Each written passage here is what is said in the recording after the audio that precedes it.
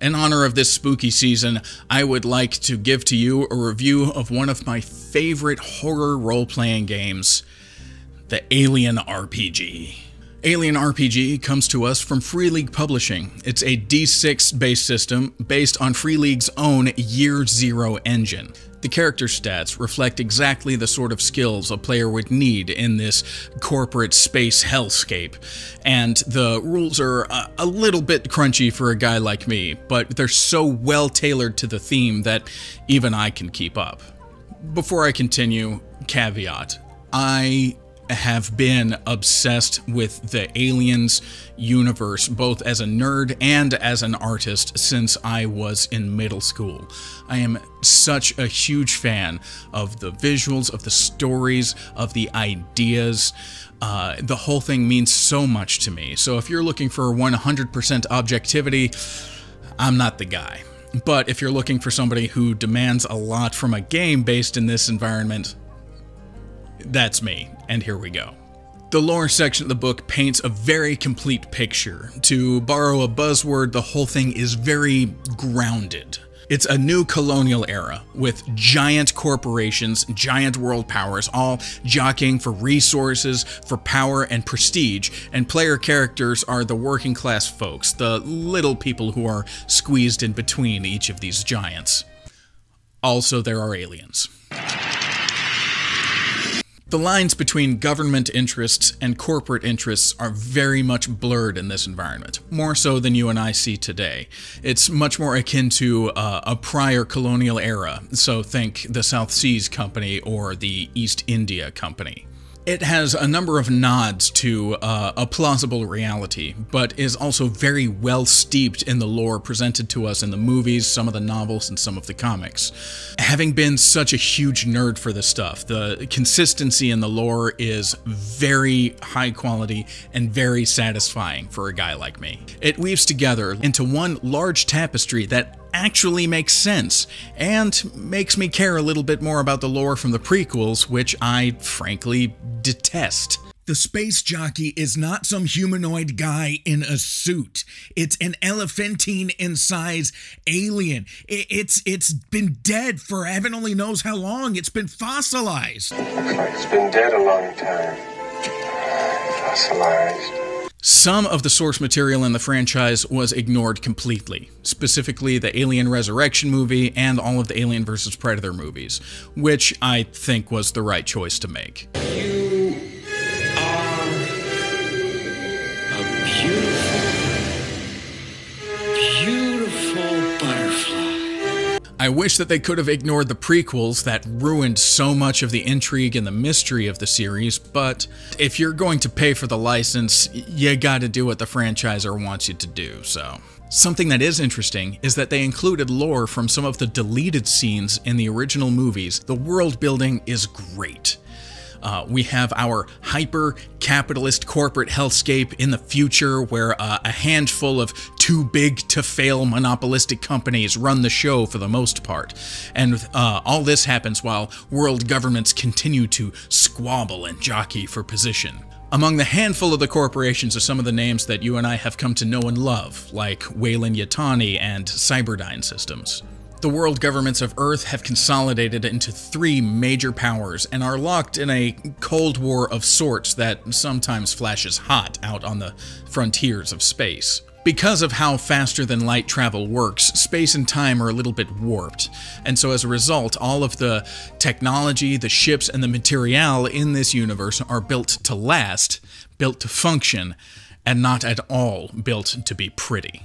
Oppressive functionality is the name of the game here.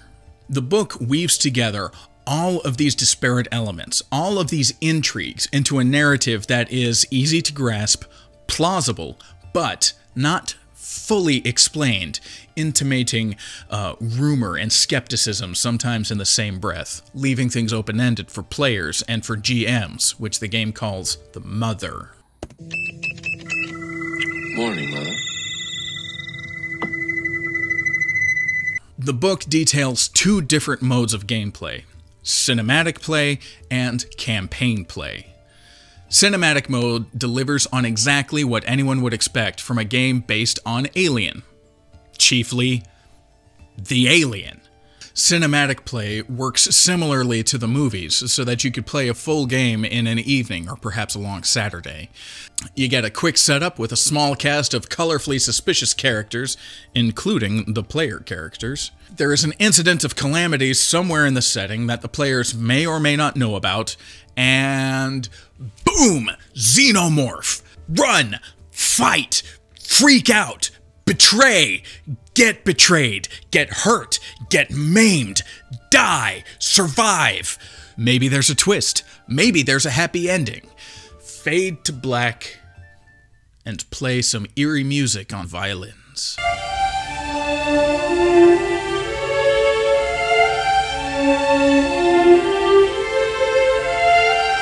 All of this sounds awesome to me. 100% sign me up. But it gets even better because there's multiple ways to flavor each game so that you can have a completely different experience every time you play. The core book includes rules and stats for regular working folks that don't necessarily carry a weapon or have a whole lot of training. The book also has rules for people who do carry weapons and do have training, like the Colonial Marines. In short, you could play a game based on stress, intrigue, suspicion, and horror. And you can also play a similar but different game with bigger guns and more player agency. But you don't need a different book to do it. Campaign play here can be an entirely different beast. In campaign play, players and mothers can decide exactly what experience they want to have and for how long. The core rules include details on different classes of ships as well as rules for ship-to-ship combat. There are rules for unarmed long-haul ships like the Nostromo, as well as heavily armed ships like the Sulaco. In campaign play, these disparate ships can deal with hostile foreign governments, hostile friendly governments, suspicious corporate entities, and/or pirates. Right there, that is 3 incredible plot hooks for 3 different adventures that you could have in any given session, all wrapped up into one rule set. To their credit, the folks at Free League who made this knew that they were making multiple games in one and have, as a result, included a lot of tables upon tables upon tables for GMs or mothers to create multiple plot hooks and scenarios for players to explore endlessly. The section on Xenomorph life cycle and ecology is a lot of fun for fanboys like me. There's not a whole lot in this section, and it's not very well illustrated, which I think was actually a really smart choice. It is left open-ended to preserve as much of the mystery of these truly alien creatures as possible. It also leaves a lot of open ends for game masters to put their own spin on any given thing and throw curveballs at the players who are probably like me and well steeped in the lore of this setting. Fear of the unknown, dread, and stress are the cornerstones of any horror experience, and Alien RPG remains a horror game. And the rule set bakes those elements into the very jump of the game. Each player is given a friend at the table, as well as a rival. It is also encouraged for player characters to each have their own personal agenda. The agenda can be simple. I want to do my job and get back home. Or I want to find a great big mineral deposit and strike it rich. If they find what they're looking for out there, that mean we get full shares? Don't worry, Parker. You'll get whatever's coming to you. Agendas can also be nefarious and dangerous. I am an ambitious company plant who will do anything to climb the corporate ladder. Or, I am secretly a synth planted by the government or a corporation or a cult to act upon their behalf. I can't lie to you about your chances, but you have my sympathies. Right there, half the horror element is already supplied for the players before anybody rolls any dice. In order to supply the other half of the horror, the GM has to do some lifting. Most people who will reach for this game already know certain terms like facehugger or chestburster, but the player characters will have never even thought of these concepts before, let alone heard of such a thing. It's up to the GM to describe the glimpses of these creatures for which the character would have no frame of reference to.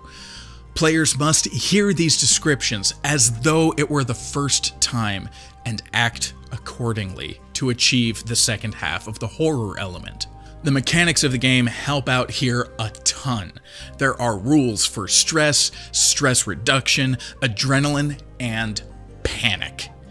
All to create reactions that perfectly rational and intelligent human beings would have when faced with something so completely uncanny, so completely alien that they have no idea what they're looking at, let alone what to do about it.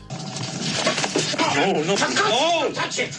The book itself is definitely a fun read. I like the layout, I love the content, the art is high quality and exactly the sort of art tailored to evoke the feeling of what this kind of game could be, without showing too much. The actual rules and tables and methods of gameplay are spread throughout the book.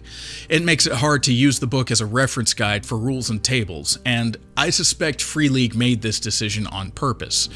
I think that they were trying to make a book that was as readable as possible, as opposed to a reference guide that is as playable as possible. If you want reference, you're going to have to make notes as you go through, or get the PDF and learn to love Control F. Personally, I really appreciate the choice that Free League made here. I have read this book cover to cover twice, and there will be a third time. Now, this next bit is my absolute favorite part of the game that I have not heard anyone else talking about. The ecosystem and world building that Free League had to put together in order to make even cinematic play possible is so complete and so interesting that in campaign mode, alien fanboy that I am, I don't care if I never see a xenomorph.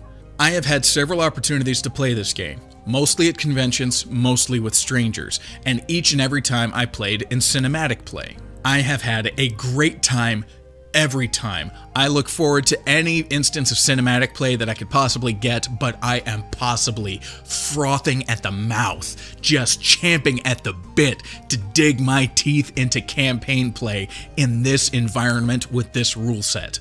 I want to play a colonial marshal, essentially a space sheriff, who has to keep the peace in the frontier, navigate local politics, and deal with corporate overlords and foreign governments.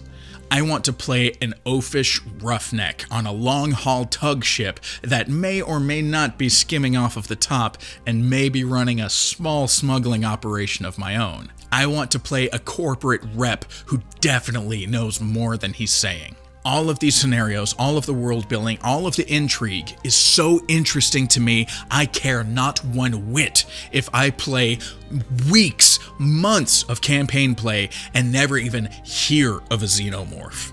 To sum up, it's a great book and a great game.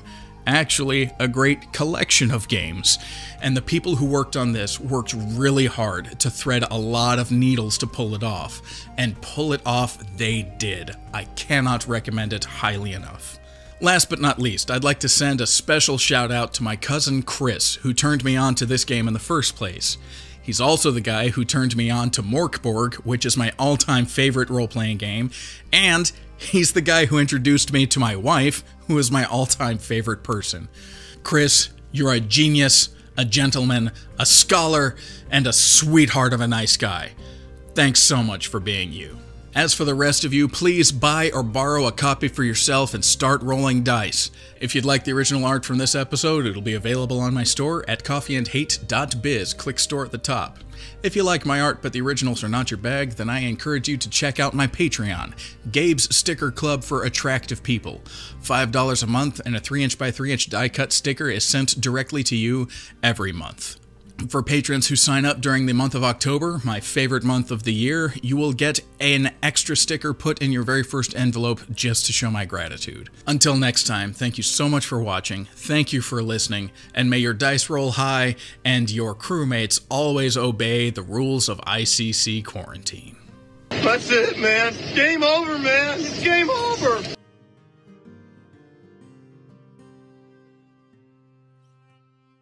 You can see teeth and a tongue. Its eyes are in the wrong place. And if you look at the chair, it doesn't have room for legs. It's not human. It might not even be bipedal. As near as we could tell, it's not even sitting in a chair. It's growing out of it. Looks like it's grown out of the chair.